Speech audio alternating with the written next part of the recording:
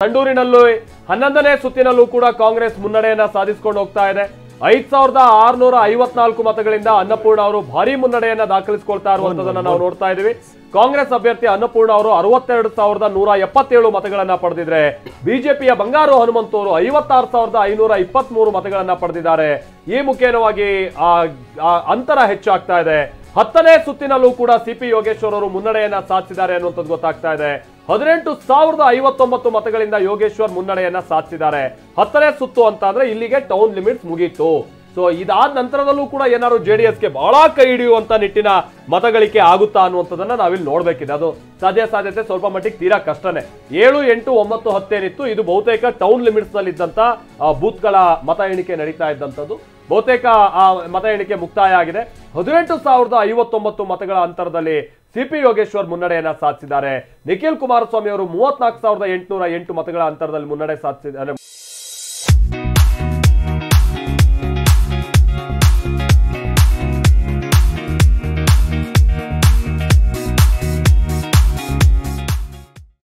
ಮತಗಳನ್ನ ಪಡೆದಿದ್ರೆ CP Yogeshwar 45982 ಮತಗಳನ್ನ ಪಡೆದಿದ್ದಾರೆ. Difference ಇಬ್ಬರ ನಡುವೆ 18098. ಆಮೇಲೆ ಇನ್ನೊಂದು ವಿಚಾರ ಅಂತ ಅಂದ್ರೆ ಆ ರೌಂಡ್ ಗಳ ಪಟ್ಟಿ ನಮಗೆ ಸಿಗ್ತಾ ಇದೆ. 7, 8, 9ರಲ್ಲಿ ಕೆಲವೊಂದು ಬೂತ್ ಗಳಲ್ಲಿ 2 ಅಂಕಿ ದಾಟಿಲ್ಲ ಜೆಡಿಎಸ್, ಅಂದ್ರೆ 20, 30. ಎದುರಿರುವಂತ ಯೋಗೇಶ್ವರ್ ಅವ್ರದ್ದು 700, 800 ಮತಗಳು, ಅಂದ್ರೆ ಒಂದೊಂದು ಮತಗಟ್ಟೆಯಲ್ಲಿ 800, 900 ಮತಗಳು ಬಂದಿದೆ.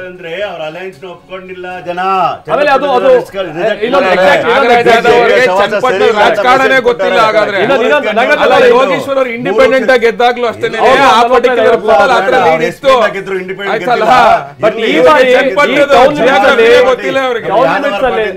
ಅಲ್ಲ. ಒಂದ್ ಸೆಕೆಂಡ್, ಟೌನ್ ಲಿಮಿಟ್ಸ್ ಅಲ್ಲಿ ಯೋಗೇಶ್ವರ್ ಅವ್ರು ಕೈ ಹಿಡಿದಿರುವಂತದ್ದು ಅಲ್ಪಸಂಖ್ಯಾತ ಮತಗಳು ಅನ್ನೋದು ಬಹಳ ಕ್ಲಿಯರ್ ಆಗಿ ಗೊತ್ತಾಗ್ತಾ ಇದೆ. ಜಮೀರ್ ಅಹಮದ್ ಖಾನ್ ಅವರ ವಿಚಾರವಾಗಿ ಅವರು ಏನ್ ಬಹಳ ಪ್ರಚಾರ ಮಾಡಿದ್ರು. ಲೀಡ್ ಬರ್ತದೆ ಅಂದ್ರೆ ಕೇವಲ ಒಂದು ಸೆಕ್ಷನ್ ಇಂದ ಬರ್ತಕ್ಕಂಥದ್ದಲ್ಲ, ಎಲ್ಲಾ ಕಡೆ ಲೀಡ್ ಬಂದಿರ್ತದೆ. ಆದ್ರೆ ಮಾತ್ರ ಅಲ್ಲ, ನಮ್ಮ ಗ್ರಾಮೀಣ ಪ್ರದೇಶದಲ್ಲೂ ಕೂಡ ನಾವು ಲೀಡ್ ತಗೊಂಡಿದ್ದೇವೆ. ಒಂದು ಸ್ಪಷ್ಟವಾದ ಮಾಹಿತಿ ಏನಂದ್ರೆ ಈ 3 ಎಲೆಕ್ಷನ್ ಗಳಲ್ಲಿ ಚನ್ನಪಟ್ಟಣದ ಹೈ ಪ್ರೊಫೈಲ್ ಎಲೆಕ್ಷನ್ ಆಗಿತ್ತು. ಕುಮಾರಸ್ವಾಮಿ ಅವರು ಕೇಂದ್ರದ ಮಂತ್ರಿ ಆಗಿದ್ದಾರೆ, ಇವರು ಬಿಜೆಪಿ ಕೇಂದ್ರ ಅಧಿಕಾರದಲ್ಲಿದ್ದಾರೆ. ಬಹಳ ದೊಡ್ಡ ವಿಚಾರಗಳು ಮಾತಾಡಿದ್ರು. ಮುನ್ನಡೆ ಸಾಧಿಸಿದ್ದಾರೆ ಅನ್ನುವಂಥದ್ದು ಗೊತ್ತಾಗ್ತಾ ಇದ್ದಂಗೆ ಯೋಗೇಶ್ವರ್ ಅವರ ಭಾವಚಿತ್ರಗಳನ್ನ ಹಿಡಿದು ಬರ್ತಾ ಇರುವಂತಹ ಮಂದಿಯನ್ನ ನಾವು ನೋಡ್ತಾ ಇದೀವಿ. ಘೋಷಣೆಗಳನ್ನ ಕೂಗ್ತಾ ಇದ್ದಾರೆ. ಚನ್ನಪಟ್ಟಣದಲ್ಲಿ 9ನೇ ಸುತ್ತಿನ ಮತ ಎಣಿಕೆ ಅಂತ್ಯ. 9ನೇ ಸುತ್ತಿನ ಮತ ಎಣಿಕೆ ಅಂತ್ಯಗೊಂಡಿದೆ. 17849 ಸ್ವಲ್ಪ ಲೀಡ್ ಕಮ್ಮಿ ಆಯ್ತು ಅಷ್ಟೇ, ಲೀಡ್ ಕಡಿಮೆ ಆಯ್ತು. ಆದ್ರೂ 1 ಲಕ್ಷ ವೋಟಿಂಗ್ ಅಂತರ ಸಿಪಿ ಯೋಗೇಶ್ವರ್ಗೆ 55,137, 37,286 ಮತಗಳು. ನಿಖಿಲ್ ಕುಮಾರಸ್ವಾಮಿ ಅವರಿಗೆ 9ನೇ ಯೋಗೇಶ್ವರ್ ವೆರಿ ಇಂಟ್ರೆಸ್ಟಿಂಗ್. ರಂಗನಾಥ್ ಅವರೇ, ನಾನು ಆಗ ಹೇಳ್ದಂಗೆ ಸಿಟಿ ಲಿಮಿಟ್ಸ್ ಈಗ ಆಲ್ಮೋಸ್ಟ್ ಮುಗಿದಂಗೆ, ಇನ್ನು 10ನೇ ರೌಂಡ್ ಒಂದು ಬಾಕಿ ಇದೆ. 9ನೇ ರೌಂಡ್ ಮುಗಿತಾ ಇದ್ದಂಗೆ ಸ್ವಲ್ಪ ಮತಗಳಿಕೆ ಕಮ್ಮಿ ಆಗಿದೆ ಅನ್ನೋದು ಬಿಟ್ರೆ ಏನ್ ಬಹಳ ವ್ಯತ್ಯಾಸ ಕಂಡು ಬರ್ತಾ ಇಲ್ಲ. ಬಟ್ ಇನ್ನುಳಿದಿರುವಂತದ್ದು ಇದೆಯಲ್ಲ 11 ಸುತ್ತು, ಅಲ್ಲಿ ನಾವು ನೋಡ್ಬೇಕಿದೆ. ಅಗೈನ್ ಅದು ಬಿಜೆಪಿಯ ಪರವಾಗಿ ಅಥವಾ NDA ಅಭ್ಯರ್ಥಿ ಪರವಾಗಿರುವಂತ ಕೆಲ ಜಿಲ್ಲಾ ಪಂಚಾಯತ್ ವ್ಯಾಪ್ತಿಯನ್ನು ಅಂತ ನಾವು ಪರಿಗಣಿಸಿದ್ದಾರೆ. 10ನೇ ಸುತ್ತಿನಲ್ಲೂ ಮುನ್ನಡೆಯನ್ನ ಕಾಯ್ದುಕೊಂಡಿದ್ದಾರೆ CP Yogeshwar. 1 lakh vote counting ಬಾಕಿ ಇದೆ.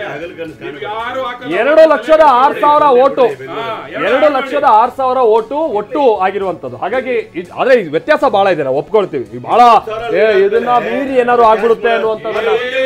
ಬೊಮ್ಮಾಯಿ ಕ್ಷೇತ್ರದಲ್ಲಿ ನಾವು 35,000 ಮೈನಸ್ ಇರೋರು ಇವತ್ತು ಅಲ್ಲಿ ಲೀಡ್ ತಗೊಳ್ತೀವಿ. 2,000 ಇನ್ನು ಅಲ್ಲೂ 8 ಸುತ್ತು ಬಾಕಿ ಇದೆ. ಬೊಮ್ಮಾಯಿ ಕ್ಷೇತ್ರದಲ್ಲೂ ನಾವು ಎಂತ ಫೈಟ್ ಕೊಟ್ಟಿದ್ವಿ ಅಂತ ಅರ್ಥ ಆಗ್ಬೇಕು ಅವ್ರಿಗೆ. ಇನ್ನು ರಿಸಲ್ಟ್ ಬಂದಿಲ್ಲ, ಇವಾಗಲ್ಲ ಗೆಲ್ತೀವಿ. 3 ಬೈ ಎಲೆಕ್ಷನ್ ಅಲ್ಲೂ ಗೆಲ್ತೀವಿ, ಪಾರ್ಲಿಮೆಂಟ್ ಅಲ್ಲೂ ಗೆಲ್ತೀವಿ.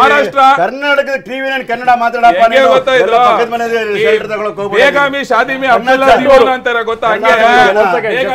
ಒಂದ್ ನಿಮಿಷ ಸಂಡೂರಿನಲ್ಲಿ ಅನ್ನಪೂರ್ಣ ಅವರ ಮುನ್ನಡೆ ಮುಂದುವರಿತಾ ಇದೆ. ಸಂಡೂರಿನಲ್ಲಿ ಅನ್ನಪೂರ್ಣ ಅವರ ಮುನ್ನಡೆ ಮುಂದುವರಿತಾ ಇದೆ.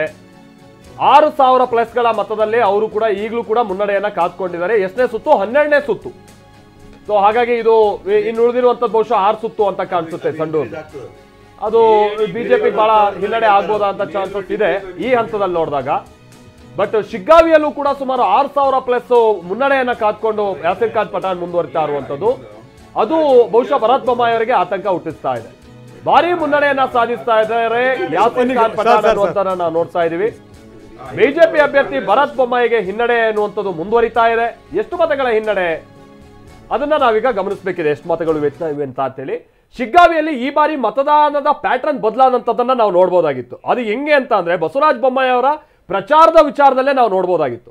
ಯಾಕಂದ್ರೆ ಇಷ್ಟು ಬಾರಿ ಬಹಳ ಅಲ್ಲಿನ ಮುಸ್ಲಿಮರನ್ನ ಅಥವಾ ಅಲ್ಪಸಂಖ್ಯಾತರನ್ನ ವಿಶ್ವಾಸಕ್ಕೆ ತೆಗೆದುಕೊಂಡು ಹೋಗ್ತಾ ಇದ್ದಂತ ಬಸವರಾಜ ಬೊಮ್ಮಾಯಿ ಅವರು ಈ ಬಾರಿ ಯಾವಾಗ ಅವರು ಒಗ್ಗಟ್ಟಾಗಿದ್ದಾರೆ ಅನ್ನುವಂಥ ವಿಚಾರ ಗೊತ್ತಾಯ್ತು ಸ್ವಲ್ಪ ಹಿಂದುತ್ವದ ಮತಗಳಿಕೆ ಕಡೆಗೂ ಕೂಡ ಅವ್ರು ಗಮನ ಕೊಟ್ಟರು.